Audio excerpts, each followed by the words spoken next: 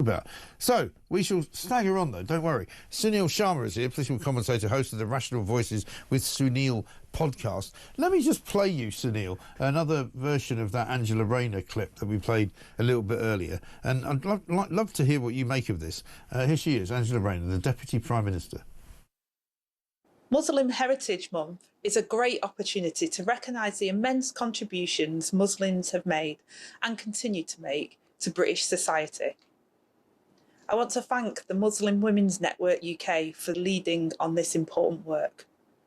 Muslims have been a part of Britain for centuries, from the early sailors and traders of Assam, Bengal and Yemen to the growing port cities communities of East London, Liverpool and South Shields in the early 20th century.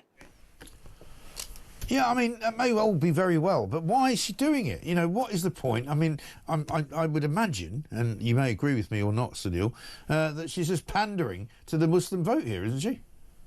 Yeah, definitely. I think part of the reason is, I think with everything that's going on in Israel, Palestine, and we saw last election, a lot of the traditional Muslim voters who would vote Labour moving to parties like the Green Party. We've seen this almost independent group of MPs in the UK that are all pretty much in favour of Palestine and are all basically like our own sort of Muslim MP section. I think they're wary of the fact that they may actually lose some of these votes. So Angela Rayner's out here trying to get that vote back for themselves. So, I mean, it's not needed. I don't see why, you know, what is the rationale behind this other than trying to get votes, and it's a really bizarre thing to do. It really is. And also the fact that she hasn't promoted it on her own social media feed would suggest to me that there are things about what she said there that she doesn't necessarily want everybody to know about, which is why I'm going to keep playing it out.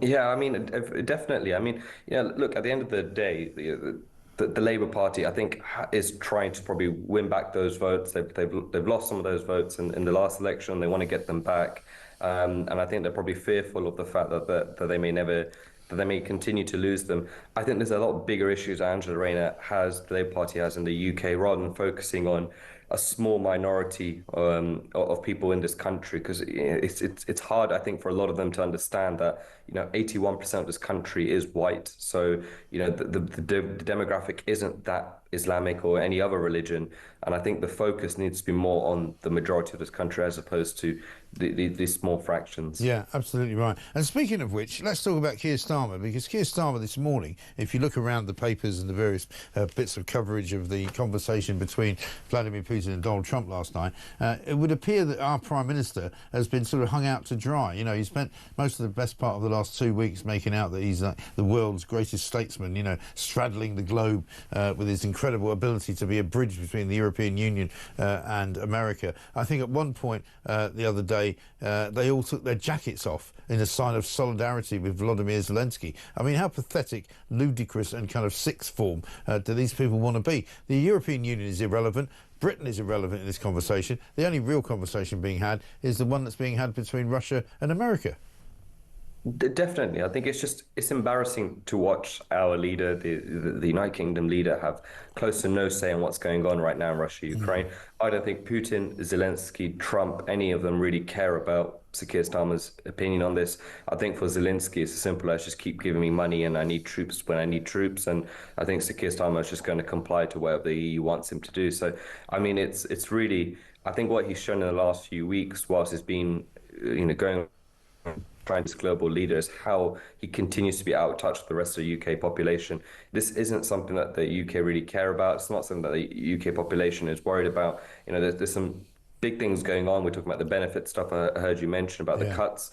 You know, there's some stuff that's actually affecting everyday working class British people. He has no interest in that. He'd rather be around with these bureaucrats, these profiles of people who, a lot of them are not elected.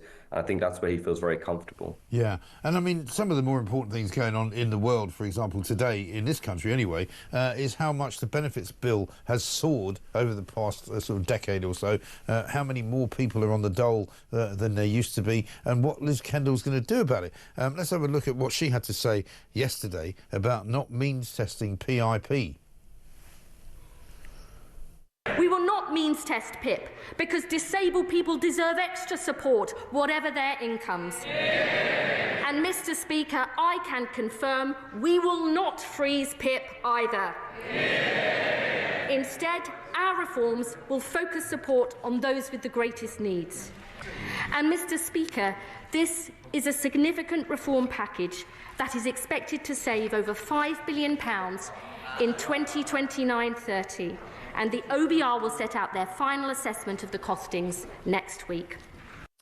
Yeah, I mean, again, many people saying this morning, Sunil, that this is a bit of a missed opportunity from Labour yesterday. They could have done so much more with welfare reform. Andrew Neil's written about it in the Mail today, and they've kind of, missed the target, if you like.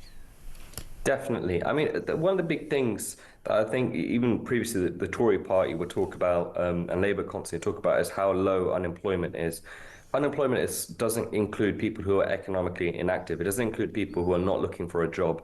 Around a quarter of this whole country are not looking for a job. So between the working populations, around 11 million people in the UK that are not working. And I think she's missed a brilliant opportunity to get those people back into work, to really put that pressure on in getting back to work. We know for a fact that in the UK, the benefit system is completely broken, and there's a lack of incentive for a lot of people to work. And I think she's missed a really good opportunity to really push those people back into work. There's lots of talk, on how some of the mental health issues with some of these mental health payments are going towards people who can't go to work. And I think we've really blurred the lines between mental health and mental well-being, where I don't think people know the difference between the two. And we're categorizing everyone that has mental well-being issues as somebody with mental health issues is completely different.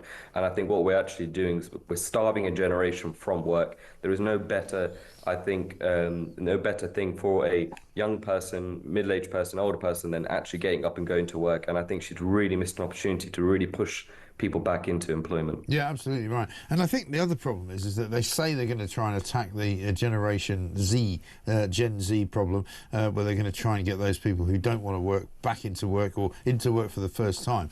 But I'm not sure how they do that, because we've basically raised a sort of generation of people who perhaps were teenagers during COVID, who didn't go to school, who got fake qualifications because they weren't really being examined properly, and have now reached the point where in their 20s, early 20s, 22, 23, 24, they're thinking, you know what, I don't really fancy working, and because the system allows them not to, they're just going to, lie around all day.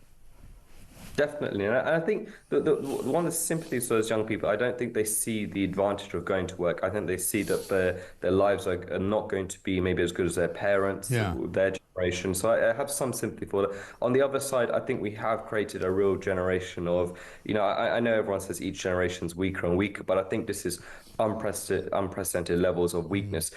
Kids now can take days off based on climate anxiety. We've made a generation of people who have little to no skills in terms of real world skills. COVID maybe really played a massive part in that, and they missed out on real life experience. And I think that the Labour Party has no idea on how to get them back into work. I think one of the things that they should be doing is saying that not every child needs to go to university, not every child needs an abundance in terms of educational qualifications. It should be making it easier for people from a young age to get into work, so that they're used to the working environment. It's university and education isn't for everyone, but they've created a system where if you don't go to university and you don't get any education, then you pretty much you're not going to be able to get a job, and I think it's really unfair. And I think it's causing a very lost generation of people. No, I think that's right. They've been sort of led down the garden path, haven't they? They've been told that, if you do this, you'll be able to be a much better off person, you'll be able to actually get on in life, and it turns out that's not true.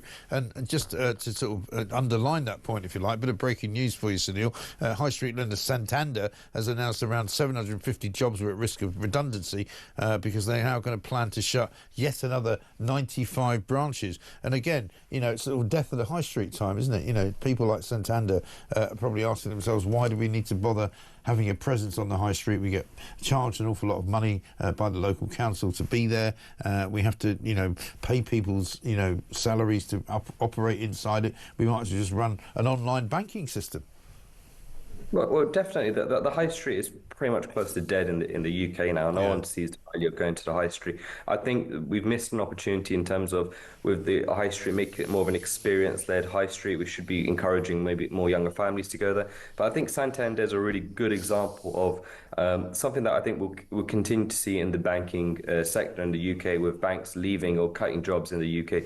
Look, when Labour Party came in and they've done some of these absolutely crazy policies in the last 6 months, 7 months, we've seen the record amount of millionaires leaving the UK, going abroad, aside from China. Naturally, where these millionaires store their money is in these banks. If these banks are now losing large sums of cash from these profiles of people, then they're going to continue to cut jobs and cut branches. So I see this as a reoccurring theme. It's a real shame because it affects the everyday individual a lot more. But I don't think Labour really thought this policy through whatsoever. Instead, they are alienating more and more people. I see more banks continue to leaving the country and cutting branches. Yeah, totally. Final thought on the by-election coming up for Mike Amesbury's seat in Runcorn. Nigel Farage was on with Julie Hartley-Brewer yesterday talking about that. Richard Tice was saying last night, I think, on Jeremy Kyle's show that they're going to select a candidate soon. Some people say to me, if Reform don't win Runcorn as a by-election, they're done. What do you think? I think that's a bit harsh to say that they don't win this single election. It's just going to be tough because I'm sure the Conservative Party will put up a candidate as well, and I would love to see them unified in some sort of approach where they put up one candidate. But I wouldn't go as far as saying they're done if they don't win a single by-election. This is an area where Mike had quite a big majority where he won fairly comfortably last election. So they are doing a massive overturn. So I wouldn't go that far as that they're done. I would like to see a much more unified approach, and I think they need to. There's a good example for them, I think, to show that they are a serious party in the way that they select their next candidate and the way that they campaign to really show that they are actually a serious party and not just a protest party, which I'm sure Farage and the rest of them will try and prove in this next by-election. No, I'm sure. Sunil, good to talk to you. Thanks very much indeed. Sunil Sharma, political commentator and host of the Rational Voices with Sunil podcast. A bit of breaking news, as I said, for you. Santander saying they're going to probably have to lose